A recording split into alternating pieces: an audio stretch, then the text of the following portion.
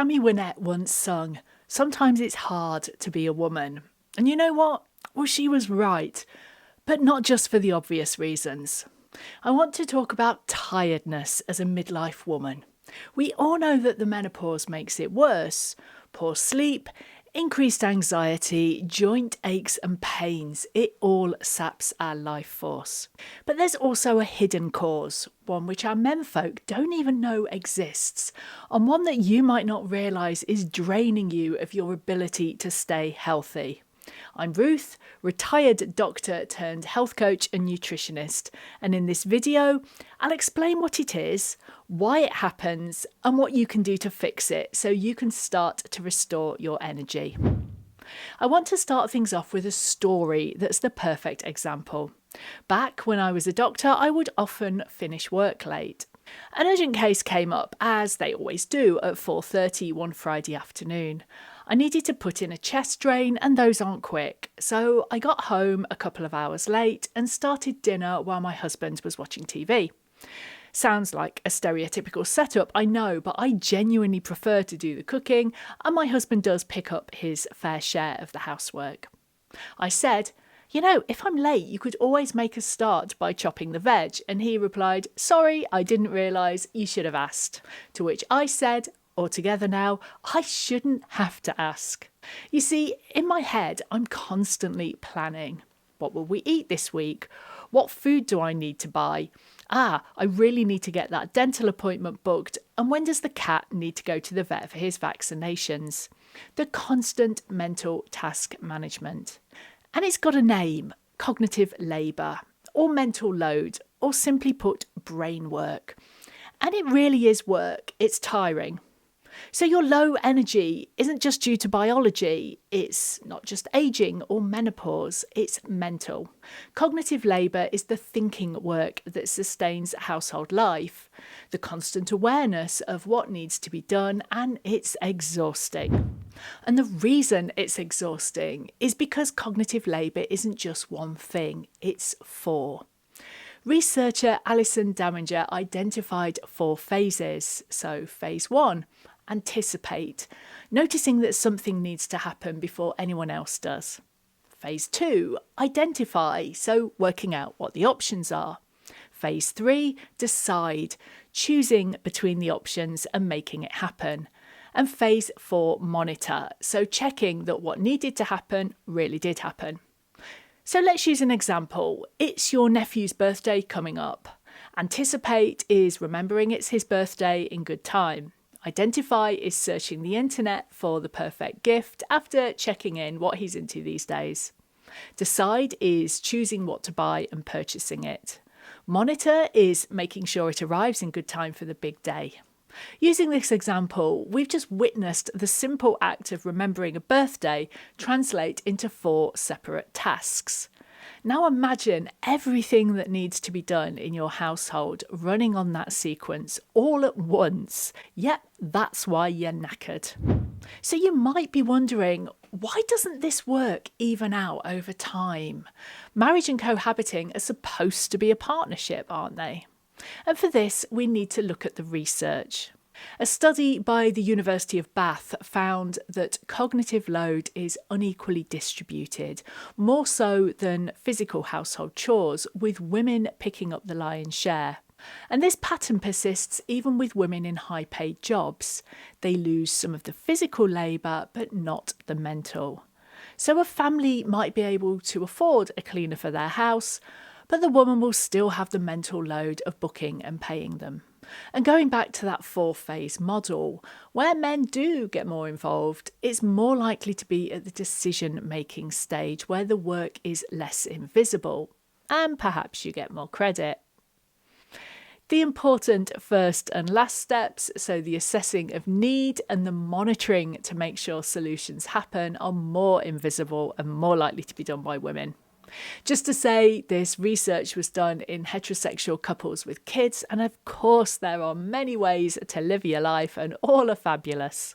But why does this happen? Well, mainly due to society. We've been brought up to believe that the smooth running of a home is a woman's job. So these jobs, in effect, stick to women. It then becomes our job because we keep doing it because no one else will.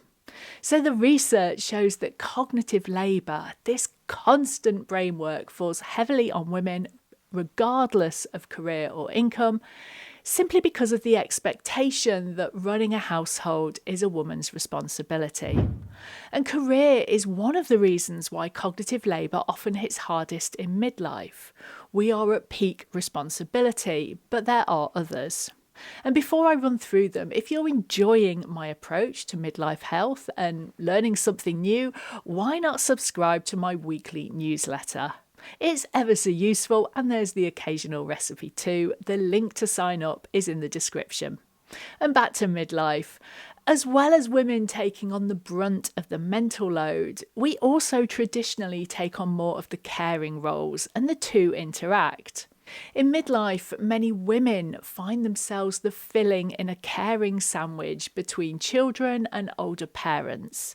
So it's not just organising school projects or ferrying around teenagers, it's taking parents to doctor's appointments.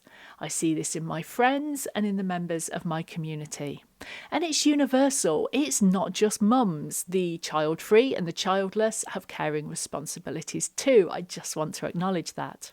But the biggest problem with midlife is this sandwich of caring comes at a time when our health takes a kicking from our hormones. Hello, Madam Menopause, and all of your lovely gifts. And the effects build on each other. This sheer volume of responsibility has a very real knock-on effect on our health, and I'll explain how. So constant whirring thoughts not only increases anxiety, but it affects our sleep. Back to my doctor life, it's like trying to sleep on call. Even as a senior doctor on call from home with a very capable resident in the hospital, you still don't sleep well because your brain's in a constant state of alertness, just in case you need to get up and drive in. And too much brain activity leads to a sense of being tired but wired, where you can't power down and switch off. And as well as making us irritable, poor sleep increases something called decision fatigue. There's only so many decisions the brain can make in a day before it's had enough, and a tired brain gets full more quickly. So by the afternoon, you've already made 100 invisible decisions. So making the decision to exercise or cook from scratch or say no to the cookies becomes all the more difficult. Add in the biological tiredness from menopause and aging, and all of this makes good intentions even harder, leading to a vicious cycle. So your healthy habits collapse because the energy was already gone before you even got to them, drained by a leak that you couldn't see and no amount of discipline would fix. And if a 30-year-old gym bro on Instagram says, hey, we've all got the same 24 hours in the day, then please do not take this kind of nonsense to heart, because all it does is add pressure, which does not help. You cannot fix a leaky bucket by putting more water in it.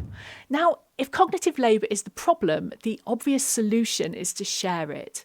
But as we saw from my opening story, it's not that simple, because there's a barrier, and I'll run through why it occurs. Now, of course, my husband meant it when he offered to help. That was genuine. He's a kind man. But the barrier is visibility, not willingness. If someone can't see that the tasks exist, then they can't pick them up unprompted.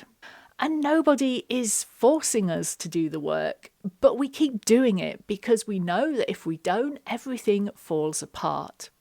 Let's go back to my NHS job, but I expect it's the same for any large workplace. The system looks fine from the outside, but it's held together by invisible labour. The unpaid overtime, the picking up the slack when someone is off sick, the doing more with less. I'm sure some of this resonates. If you remove that invisible layer, the whole thing collapses, so we keep doing it, even though it makes us feel like crap. And that same thing happens on a smaller scale inside our homes. Goodwill doesn't share the load because you can't share what others genuinely can't see. So the I shouldn't have to conversation isn't the solution. We have to make the invisible work visible. And that requires us to get the mental work out of our head and delegate, which sounds simple, but delegation can fail because of one very common challenge. Let's use another example with me and my husband. I usually plan the holidays. To be fair, I enjoy it and I'm good at it. But let's say I decide to delegate and say, can you book the holiday? What would happen? Well, I would micromanage him and it would annoy the heck out of both of us. And this is because I'm being a massive perfectionist and I don't like giving up control, even when that control is stressful. Sometimes we have to just, in the words of Frozen, let it go. A way to make this easier on ourselves is to get specific. So rather than a vague, can you book the holiday? Perhaps a conversation along the lines of city versus beach, budget, hotel non-negotiables, for example, pool umbrellas. I've even been on Google Earth to make sure a hotel has plenty. Isn't that quite the insight into my mind? To get over the challenge of perfectionism, we need to get smart about delegation. And once a task is handed over with specificity and detail, it stops living rent-free in our heads. But sharing the load only truly works if you stop the cycle repeating, and that takes one more step, and that is the simple act of saying no, otherwise known as boundary setting. So declining the committee or the group chat admin or the coordinating role that you really didn't ask for. We've already seen perfectionism is the glue that binds this invisible work to us, and good enough done by someone else is often better than done perfectly by us alone. To help set boundaries, we also need to think differently about self-care.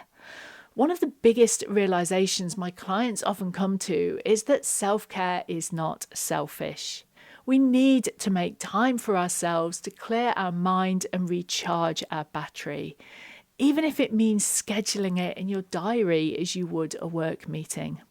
So see self-care as part of your own battery charging process, along with the boundaries, delegation and support, and this keeps that vicious cycle at bay. So now you can name the energy drain, understand the mechanism, and most importantly, how to deal with it through communication. So you can hopefully start to redistribute the load and feel your energy return. But all of this is made a lot easier if you aren't trying to restart your healthy habits from scratch every time life chucks you a curveball. And if you want a really simple way of maintaining consistency when it all goes wrong, watch this video next.